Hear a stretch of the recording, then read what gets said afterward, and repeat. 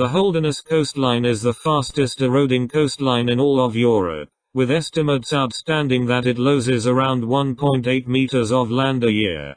Much of this coastal land that is lost is farmland, which means that local farmers are devastated yearly through damage to their income. But why is the Holderness Coastline eroding so quickly? Why is this a problem? And what is being done to stop this?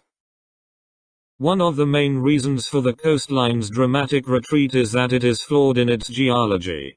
It is mainly contributed to by soft rocks, like clay and till and sand. This means that in wet conditions, the cliff sides will slump and break away into the water.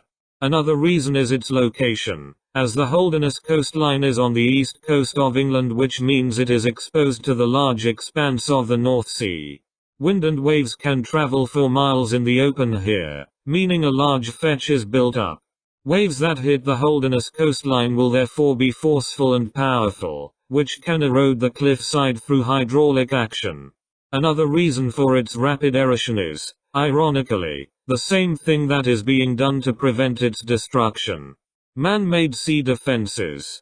Sea walls and groins, like those in Bridlington and Mappleton respectively, have diverted the power of these waves elsewhere, damaging the coastline both up and down the coast. Great Cowden, a hamlet on the Holderness Coastline, has seen both a loss in farmland and holiday park land due to the implementation of the groins in Mappleton.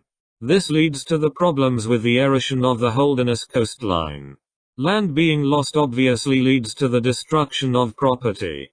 The area is linked to tourism, so a loss of this land could lead to an economic decline. The loss of farmland impacts on the local farmers, affecting their livelihoods for the worst. So what is being done to mitigate against the rapidly retreating coastline? The image here shows some groins that have been installed in the seaside town of Withersia, which act against longshore drift. This stops sediment from being removed and deposited elsewhere, so they help to keep the coastline here intact.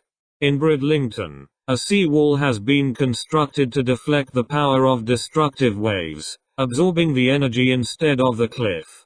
This means that the cliffside is protected, though eventually the wall will need to be replaced as it will have been eroded. Other areas along the coastline have also been subjected to similar defenses, with Spurnhead having groins implemented and Hornsea having both groins and a sea wall. Though these can be expensive for local councils to install, it can be argued that their construction outweighs the misery and destruction that their absence would cause to the local people's lives, businesses and property.